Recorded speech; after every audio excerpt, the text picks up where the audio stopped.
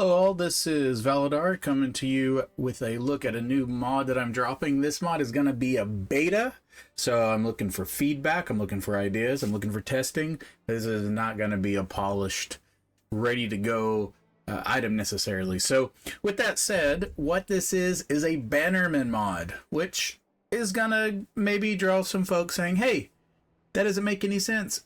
Everyone's a Bannerman. I get that. But that is not what we're doing for roleplay perspective, right? So this goes back to a couple passages in the Game of Thrones books where there are these comments that not everyone is your loyal Bannerman. Not everyone, is going to support you no matter what. Not everyone's going to answer your call, especially tied with CK3 mechanics when you have things like how many levies you get from your vassals, right? Because that's how CK3 mimics kind of that idea of your Bannerman, whether it's simulated medieval warfare or actual historical medieval warfare. Professional armies weren't necessarily a thing, and it was more you called your lords and they called their, right? It went down the hierarchy and everyone brought their army, and that's how you brought the army together. This is supported in the lore, of course, in A Song of Ice and Fire, because we hear what is the army that the Westerlands can bring, what is the army the Reach can bring, and that is actually not the Lord Paramount bringing their forces, but them rallying their banners and bringing all of their men. That doesn't perfectly work with CK3, but we do have the vassals, and we have the Mega War system, which kind of is calling the banners. So I wanted to introduce a stronger roleplay element to managing vassals and what that meant as far as being able to call different people to war, and also the impact on factions and schemes having more loyal Bannermen. So when the game starts, which we're starting with Mace here, when the game starts, it automatically assigns Bannermen to everyone all the way down to if you own a county. The caveat to this is if you are a king, you cannot be someone's Bannerman. This goes into the idea that, yes, there are emperors in A Song of Ice and Fire, but kings, especially the Lord Paramounts, keep a certain level of sovereignty to themselves. And this is also meant to work more with the Mega War system, right? Because Bannermen are kind of, they're not auto-called, but they don't really say no yet. That hasn't been worked in. Right now, they just say yes. In the future, and this is some of the feedback we'll talk about that I'm looking for, but right now they just kind of say yes if they're your Bannerman. And that's not really how kings should ever work. So if you are, for instance, Lord Robert, your Bannermen are your crownland vassals, not your king vassals. And the game auto assigns a certain number of Bannermen. I will be listing that on somewhere, maybe on the Steam page if I have enough characters. There's a limit. I may have to create a whole wiki for this, because I plan for this to kind of be one of 3 mods I manage going forward. I'm going to do Cities of Wonder 3. I'll see what needs to happen with Cities of Wonder 3 after the new update. Mostly just creating new castles, right? Cities of Wonder 3 is pretty much feature complete at this point, other than adding models for new castles that come out and maybe improving models as my modeling skills get better. But it is feature complete.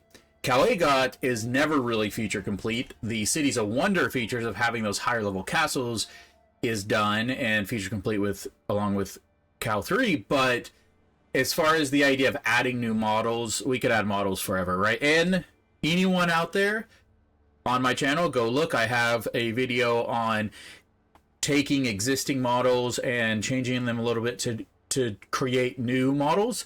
And if you want to start doing that and want to add things to Cow-agot, I will 100% help you there, and then also bring your models in. So we don't have to have competing mods here, because building mods don't play well together. So if you want to create buildings, just let me know. You can definitely be a contributor to the mod, and we can get more custom models out there. With that said, I think that this is really going to become the core mod that I move forward with my features. And I say that because I've been working on a lot of other little mods that change some small things. Like, for instance, if you've been playing with cow-agot, you know that it changes the fabricate duchy claim so that if you get a duchy claim, you can pay a little bit more and get the county as well, right? Instead of just getting the duchy claim and not any of the land, you get the duchy and the county that you are also fabricating on, so that you get some land in the duchy. And you also get, instead of it being, and it is 120, right? This is how this works. When you fabricate a duchy, you have 100 score of getting a county and a 20 score of getting a duchy. That is not 100% versus 20%. All right, that's not 80-20. It would have to be 80 and 20 to be that, because it's 120. It's 100 divided by 100 plus 20, so 100 divided by 120, and then 20 divided by 120. Those are your percentage chances, which are more like 80 to an 18.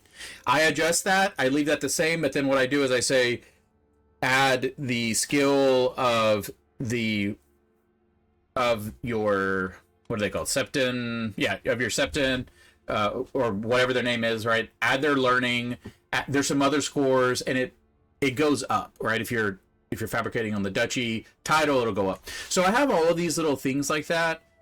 Also make it where you don't get a penalty from your vassals if you hold the duchy title and they hold a county inside the duchy if you're a king. This is from base CK3, and that penalty is meant so that you don't hold a bunch of duchies without getting penalties, that you would basically hold a duchy and all the counties inside that duchy. It's kind of trying to forcing you to play tall and not just spread out and control the best duchies, and really so that you don't just go wide and take the best 3 duchies with, London and Paris and Rome.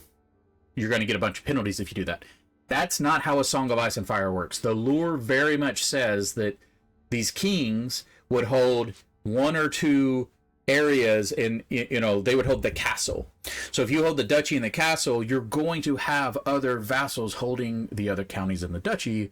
You shouldn't have a penalty for that. So all of those things, I slightly make all these little tweaks, and I've been doing it in all these little sub mods, and there's really not any reason to do that anymore, right? Another thing that I did in one of the mods is make it where you don't right click and train your knight, that all of that happens in the background and you just get an update, so that's all in the background. All of those little either quality of life or lore friendly things I want to put into one mod and manage that going forward, because that's how I play, and it's really my roleplay heavy mod. As a huge introduction, thanks for sitting through it, 8 minutes, and I haven't shown you anything, but I really want you to understand where I'm going and what this mod is supposed to be. And I'll put in the description, skip forward to 8 minutes, and here you are, you just got here, if you don't want to listen to all that. But it does set the groundwork for what we're doing, and I want everyone to understand what we're doing and why we're doing it. All right, so with that said, when the game starts, you are going to be assigned Bannermen. These Bannermen, again, I'll post it somewhere. It's my shot in the dark. I did some research. I went to some lore websites. I try to figure out, like, who, with some balance, the Reach gets more than others do, or maybe they get 5. Dorn has 5. So generally, the Kings start with 5 each, right? The Westerlands have 4, and so 2, 4, 6. Yeah, right. 2, 4, 6. All right. So with all of that said, you're going to start with Bannerman. It's funny, he has that. You're going to start with some Bannerman, and then even your Bannerman will have Bannerman. And the way that this works is, so if I go to this lord and I go to him, he has some counties, some folks with counties. And basically I just said anyone who has a 25 or higher opinion of you, make them your Bannerman. So you can see they all come down and get Bannerman. And he even has a barony Bannerman, so you can go all the way down to barony. This is really why I wanted to do this, because if you start as a large lord, you should have Bannerman who you can always call to war. We'll look at that in a second. But if you're starting small, especially if you're doing a roleplay run through and you're starting as a single county, you're going to have some barons. And a lot of times, yeah, we'll revoke that first castle, I know. But as soon as you have another county or a couple counties, you're going to want to land someone in a castle, and maybe you left them there. And if you cultivate your relationship with them, make sure they like you, make sure your legitimacy is high, make them a knight, make them a council member. There's different things that'll boost it. You make sure I think I said this, make sure your legitimacy is up, things like that. As long as those things are high, they will accept being your bannerman. Now, if I go to anyone who's not my bannerman, so I don't, see Sunnyvale, all these guys are my bannerman. Bannerlord. Okay, so he has bannerman, but he is not my bannerman.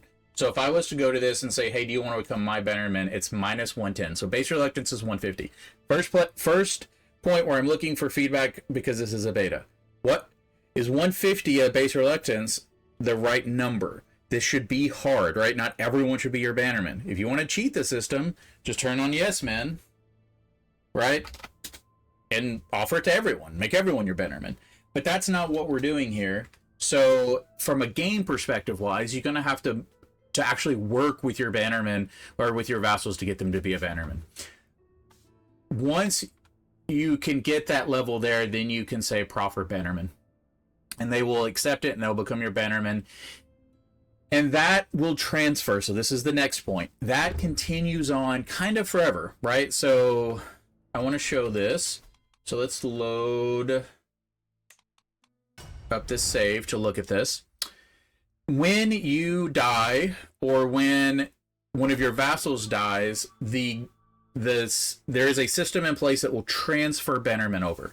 So we're going to go down and we're going to switch. So we have this lord here, and he is not our Bannerman.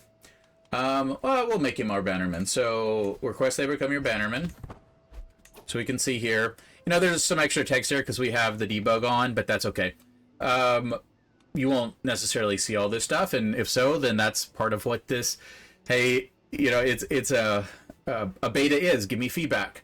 So we're going to go ahead and grant this guy this title, which is outside of this other land over here, so his heir is going to inherit for him. He's our bannerman, his heir's not. I just want to show you how this works. So if I am playing as this guy over here, and I'm not a bannerman, and I inherit land from a bannerman, that's what we're going to see, okay? So we're going to kill this guy, and we're going to inherit his lands, and he was a bannerman. Now immediately,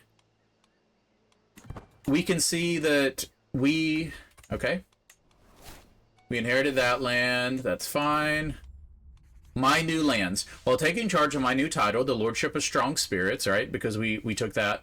And sorting through the papers of its former master, Lord Robin, I can't help but reflect on the fact that our liege lord must be thrilled that these lands were inherited by another member of House Sawyer, because we are of the same house. Since Robin was a bannerman of Lord Leighton, and I was not yet a sworn bannerman before inheriting these lands, I have also inherited the obligations of House Sawyer to House Hightower. It is highly fortunate for Lord Leighton that his power did not weaken with my legal inheritance of these lands. His gain is, of course, also my gain. You have become a bannerman of Leighton Hightower. So the way that this works is because a Sawyer had these lands and was a bannerman, it is a house-to-house relationship. So because I inherited the lands and I was a Sawyer, I in turn become his bannerman. And the way that this is represented is if we go to modify vassal contract, bannerman status. There's nothing here. This doesn't affect anything. You can't turn it off. You can't turn it on. There's no option to change this. It just shows you, and this drives. It's an easy thing to see, and it also drives mechanics. So that is how this works. Okay, so we are his bannerman. We inherited that obligation. We could try to make other people bannermen, right? So we could go to Master Willem and say, hey, would you be our bannerman? And naturally he would say no. So if I turn yes men off, we can see that he will not. So this is where we start this idea of cultivation, right? So here's this castle, and we have Stemware. Stemware does not like us. But if we started building this relationship, right? If we put him on the council, if we made him a knight, if we made him our friend, all these things, right? Being a friend, being a best friend helps. If we do all of these things, then we could eventually make him into our bannerman. And this is where the roleplay comes in, because then if you spread and you take another duchy, maybe you become a king. As you move up, you probably want to take your Bannerman with you. This is where I'm looking for feedback. Right now, I don't have a lot of AI driven stuff. So where the AI works right now is the AI will start with Bannerman. I have added Bannerman, and we're going to look at war in a second, so I'm also going to explain two other concepts. One is from a mod that already exists, but this is where I'm merging these mods together of the full alliances. So for those who don't know, if you were to get an alliance, so let's say we get an alliance with Fossil A, and it's for 2,200 men. This is a normal alliance. And if I go to diplomacy, it says, who are my sworn allies, who are my defensive allies, and then it'll show my wars. And my defensive ally is Lord John. So this is what, normally if you create an alliance, you're only going to have a defensive alliance. Which means, and I'm going to go ahead and save this and show this, which means if I was to, have a claim here, and I wanted to go to war, look, I don't have any allies joining me. He does have allies joining him because they are a defensive ally. So I'm attacking him and his defensive allies will join. This is showing the strength of him and his allies and all of his... he doesn't have any Bannermen, but if he did, this number would show his strength, his defender strength. This says defenders least will join the war. This is a bug. I don't know why that's there. Something to work out. This is from the new Dragon update, so some things aren't quite working. But I don't have, my ally can't join me because this is an offensive war. However, if I was to go to him and say, hey, would you establish a full aggressive alliance? This is also, I'm going to be looking for feedback on all of the localizations, all the text, if it should say something, if it doesn't sound right, if you get the wrong text, like clearly it's wrong, that'll all be feedback. So this will probably become a sworn ally instead of an aggressive ally. So he won't accept. Basic reluctance is 100. So let's go ahead and make that yes man, establish full aggressive alliance. These do not carry over, right? This is still only between me and him. Okay, so I don't have any of the messaging yet, so that's something else I have to add. But you can see now he has this little star. And if I go to diplomacy, he's now a sworn ally, not a defensive ally. Now, if I go back and I declare war, you can see our military strength has grown. Additionally, if I was to go to this guy and I was to make him like me, right? So make him my best friend. All these things, right? It still isn't enough because you can see I'm getting these bonuses, but I'm not getting, it's still not enough to overcome. But if I was to go up here and say, well, let's actually make him our Castellan. Okay. And we'll say oversee realm. And now we go to this. Now he will, because we've put him on the council, which gets us 20 more. So he becomes our Bannerman.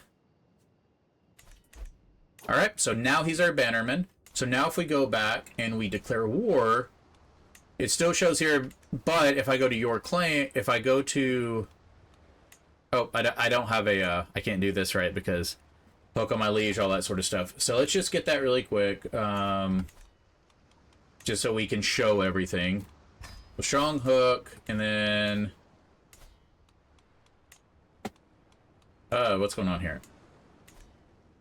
Turtle Hills, declare war, your claims, use hook. Declare war. Okay, so my war has been declared. At this point, because the war is declared, I can call my allies. I wouldn't normally be able to call my allies, but I can because it's an offensive war. So because I have Bannerman, this event will pop. Call the banners. With this new war, I may exercise my divine right to call forth my Bannermen and other vassals I know to be loyal to me. With our combined might, this war should end swiftly. So I can only call Lord Laurent. That is because I have no what are called loyal vassals. A loyal vassal is a vassal whose opinion is 100, or is 75 and a friend or 50 and a best friend. So if I was to go to, let's go down to, we'll go down really low, and we'll make him our friend. So it's 20, and then we'll change opinion. We can, unfortunately, it changes it a lot. And if we reload the event, now we also have Lord Maros, because he is a loyal vassal. All right, call the banner to aid in my fight against Lord Martin. So at this point, it sends the banners. They are so close to me that it went to them immediately, but I've built in what I call Raven distance, and I really, really hope others take this in, because from a roleplay element, I'm really excited about this feature. It makes it where events are triggered based on how far away they are from you. So instead of it being just 1 day or 2 days, I'm looking at, there is a distance system in CK3 in the code already, and it's really weird because like local distance is like 1 Rhode Island, that's what it says in the code, and then like the largest is like 1.5 HREs, Holy Roman Empires, is like the largest. So I basically look at how far away they are and give it a certain amount of days. So if they're right next, if they're really close, it's 0 days. A Raven could get there really quickly. And then, but if it's like all the way to the north, I think it takes like 6, maybe 5 or 6 days. So the Raven distance makes it where your responses that you're getting from people is over time. So they have both joined the war, and he does not have any Bannermen, so he doesn't or loyal vassals, I don't think either. So he's not going to have anyone joining him, but he could call in his ally, right, if he wanted to, which that's controlled by the AI based on how big your army is versus how big his army is. So that's just basic Crusader Kings 3 military stuff. So at this point, my army now, I have my troops, and then I have also the troops of Sawyer's Rest, which is my ally, right? And then if I want to go, I can call in, it's not telling me I can call in my ally, I don't know why, but I can. So call to aggressive war, and there we go. So now also I can call in my ally because he is a sworn ally, not just a defensive ally. All right. So that is kind of the basics of warfare. It allows me to call in my bannermen. It allows me to, and they will actually raise their armies for me. It will allow me to call in my my sworn allies, my full aggressive allies. If I'm attacked, I can call in all of my allies. And it also makes it where factions, hostile factions, and also schemes, so both factions and intrigue schemes, there is a negative modifier for your loyal vassals, your sworn allies, and your bannermen. So bannermen have a much larger modifier. I just hit the mic, sorry if that was loud. They have a much larger negative modifier to joining, but your sworn allies and your loyal vassals also have a negative modifier to joining, right, if they're AI, factions, and intrigue schemes against you. So that makes it a little bit more roleplay heavy, right, which is nice. All right, let's go ahead and look at one other thing now, which is going to be a really fun Mega War system. So let's go ahead and arrange marriage with our daughter and Tyrion. Uh-oh. I like that I immediately get a plague. All right, so soft approach is best. Very good. Hopefully we don't start dying as I'm showing everyone this stuff. Establish for alliance. He won't accept it. We'll go ahead and make him accept it. Alright, so he's our full ally now. We can see that. So now, but he's also a defensive ally of King Robert, which is fine.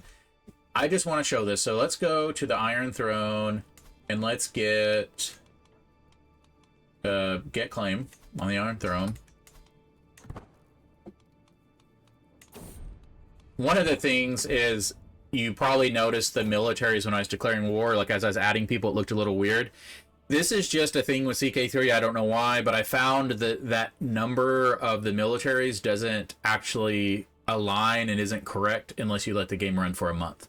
I don't know what that is. It's just something in the caching in the system of CK3 that isn't reflecting that correctly. So we're going to declare war and our claims. This is going to trigger a mega war. So declare the war. Mega war splits. That's fine. And what happened when we declared the mega war is it would have sent out, everyone below us is still getting the Bannerman call. So the way that the game normally works is it basically, the king and the emperor, it sends out, as soon as you declare mega war, it goes to the king level. So if you're a king, right, nothing happens. But for the emperor, for the Iron Throne, it goes to all the other kings. Then it triggers for all the dukes. Then it triggers for all the counts, and that's it.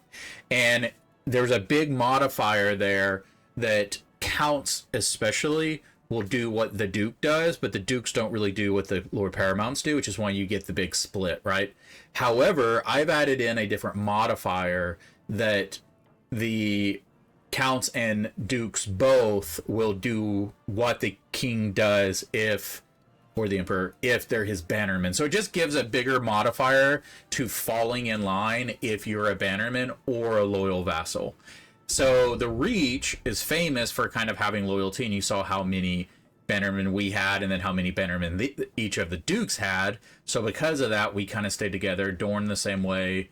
But the North has so many duchies that they don't actually have that, like, and you can see like where kind of their bannermen are, right? The Umbers, the what's this called? White Harbor, the Neck, things like that, because they stayed loyal, and those dukes who didn't were more likely to go independent. The Riverlands also highly, they all kind of like each other and a lot of loyalty, so they kind of stick together. So you do see this happening. Same thing over here with bannermen going with their lord. So already we see it at work. I'm going to go back and we'll just go back up to this, and we'll see what it looks like as a bannerman getting this call. Hopefully it'll work. So I'm going to go back to Mace. I'm going to go to the Iron Throne, get that claim, declare war.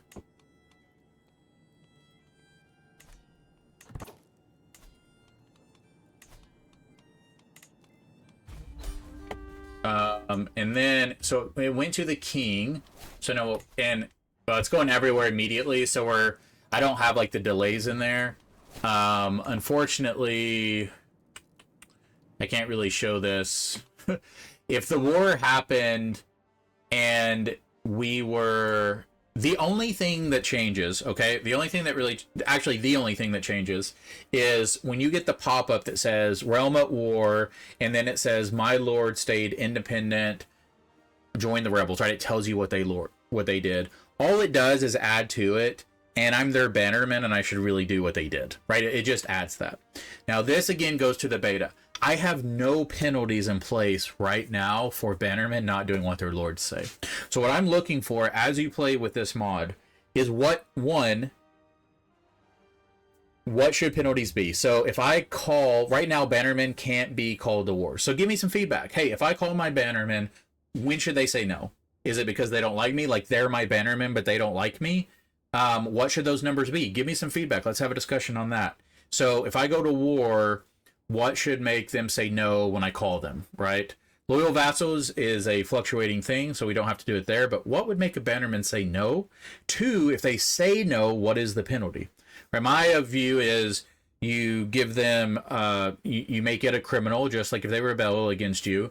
You add a negative modifier that says that they rebelled or that they did not answer the call, or, bannermen didn't fulfill their oath. Give a negative modifier so that you don't like them, and then make it where you can imprison them, right? And revoke Bannerman, which I don't really have revoke in. So, like, that's another question. With revoking Bannerman, if I was to revoke someone's Bannerman, if I add that in, what does that do? For me, I think that if I revoke a Bannerman and I don't have a title revocation reason, then I would lose a level of splendor and a level of prestige, maybe even multiple, maybe even I become disgraced. Like, that's a big deal, right? Like, breaking an oath is a huge deal in Song of Ice and Fire, but let's have a conversation on what that looks like. So that's one thing. What happens if the AI says no? When should the AI say no? What should that level be? And then I can add that and we can play with it. 2, I have no AI driven events to make new Bannermen. So what makes the AI choose a new Bannerman? Do I just have something in the background running and say if any vassal that's not a Bannerman ever gets to 100% that they make them a Bannerman? Right? I could do that. Is it that simple? Is there something else? Let's have that conversation.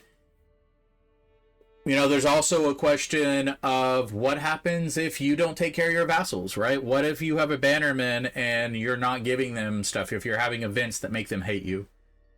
Okay, that's fine. So your Bannermen hate you. When should they be able to stop being your Bannerman, right? When should they be able to say, you violated the oath between us, you're not supporting me, you're supposed to support me, I'm supposed to be your top?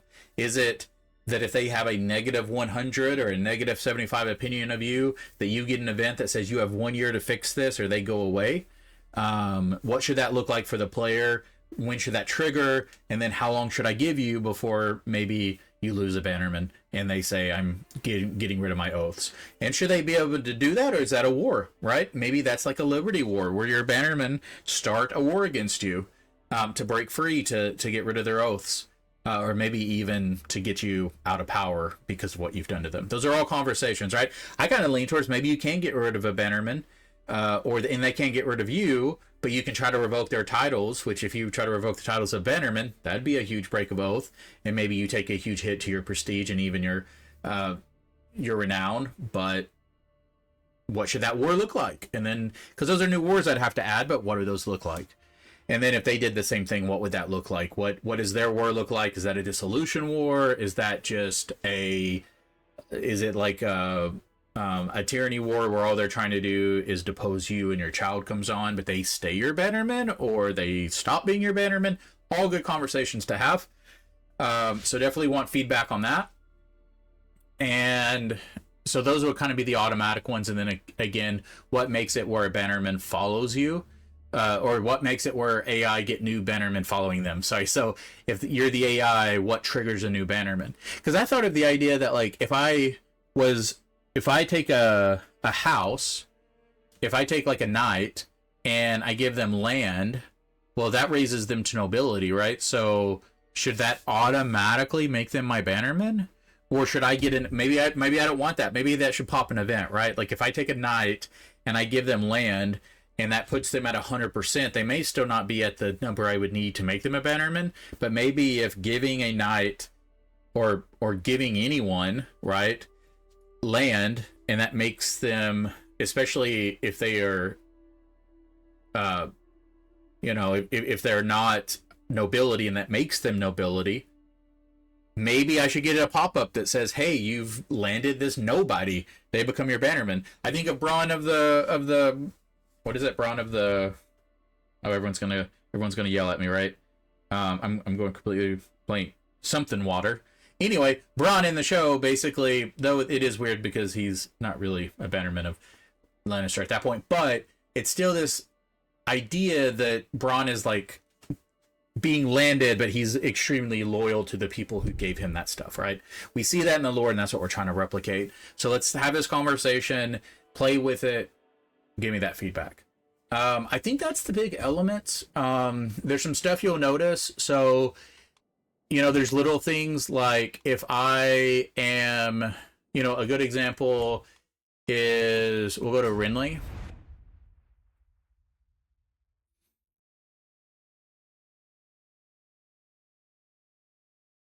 So in this instance, I'm going to show you if I am a Lord Paramount. So in this instance, let's say, okay, so up here, there is Strongbox. So what we're going to switch over And we're going to say that Strongbox is... He doesn't have any land. Nope. Okay. So Strongbox is going to be a Bannerman of the king. Okay? Fine. And Renly, for some reason, I have no idea why, but first we're going to just grab a duchy, take domain, and then we're going to come over here to Strongbox. So in this instance, add to court. In this instance, we have this guy who is a duke, is our Bannerman, and his father is a Bannerman of our brother. So if he was to die, we would gain his lands, right? Because his son is a duke over here, he's a count over here. So it says, so what happens is now he takes this land and he remains our Bannerman, right? And he took this land. And we didn't get anything, but the king got one saying he had lost a Bannerman. I'm going to show you that a little differently of how this works.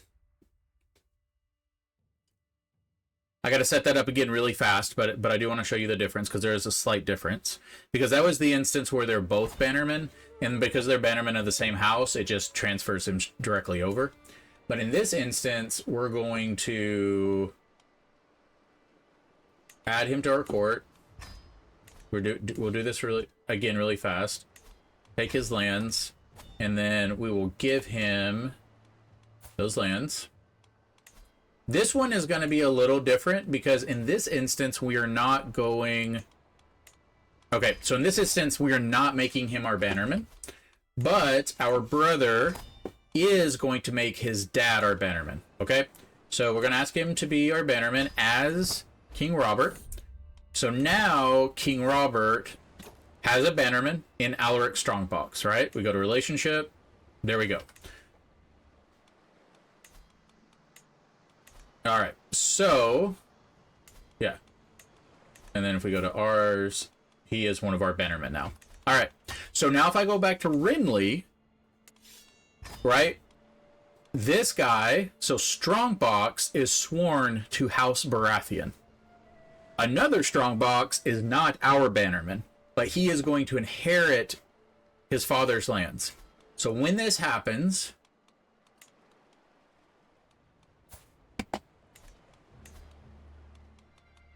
Slay character.